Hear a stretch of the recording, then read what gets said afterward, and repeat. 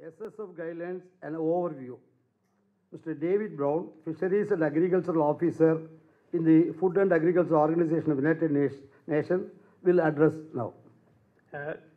Thank you very much, distinguished delegates, Chair, colleagues. It's a great pleasure for me to be here. As we've heard, these guidelines are one of the first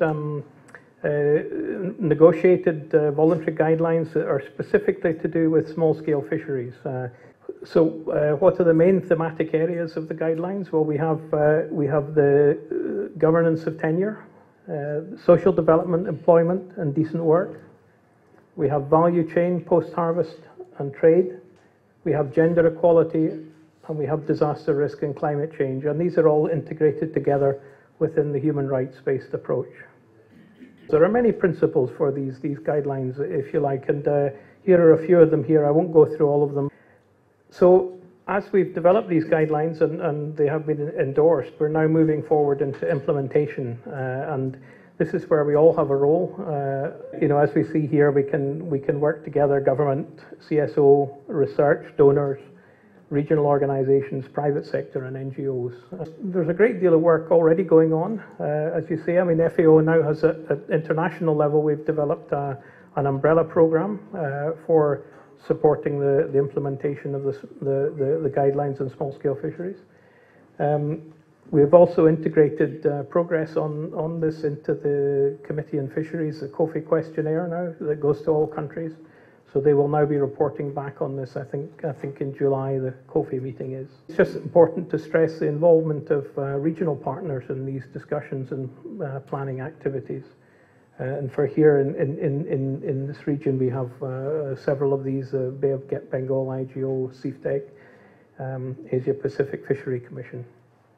And then at national level, we have some specific national actions that have been taken by some countries. As we heard, putting these into law is a major part of the implementation. In Costa Rica, for example, there is an executive decree on small-scale fisheries. Indonesia has developed a plan of action, and we also have many local language versions of the guidelines being produced. It's a work in progress, this implementation. We're not nearly there yet. There's an awful lot more to do. So what do the implementation strategies look like? Well, we've got the international links and support here. We have regional strategic planning to assist countries in planning and implementing. And then there's action and impact at national level and local level. At policy level, we talk about mainstreaming these guidelines, mainstreaming of the SSF guidelines and principles into policies, and also providing dedicated support to specific areas of implementation. The regional workshops have been quite successful, I think, and I think we're going to hear shortly about a recent workshop here. And these have been carried out Southeast Asia, South Asia, Latin America, Near East and Eastern Africa. The modalities of the workshop are fairly straightforward. They're 3.5-day workshops, and we talk about a range of issues here, including the governance of tenure, social development, value chains, and the meetings will complete with discussion and agreement on recommendations. And we also talk about partners and resources of funding. And this is the sorts of the ones that we were carrying out in East Africa. These were the kind of the countries that were involved in these.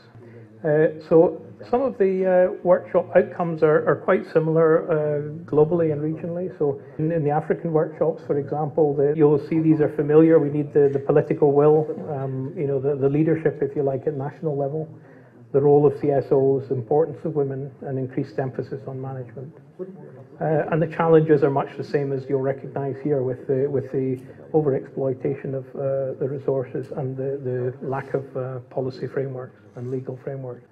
And just before I kind of complete this overview, I did want to mention some activities that we've been undertaking here with the Bay of Bengal LME project with the Government of India and partners. And this has been quite a successful method, so through a regional approach, working at national level. And we've provided, the project's provided support to guideline drafting and dissemination process. It's been helping to analyse gender considerations, supporting the labour dialogue, and working with enhancing capacities in fishing communities and promoting capacity development for socio-economic monitoring. So this is quite a good example where in the region we've been able to work through a regional project to provide support to countries at national level.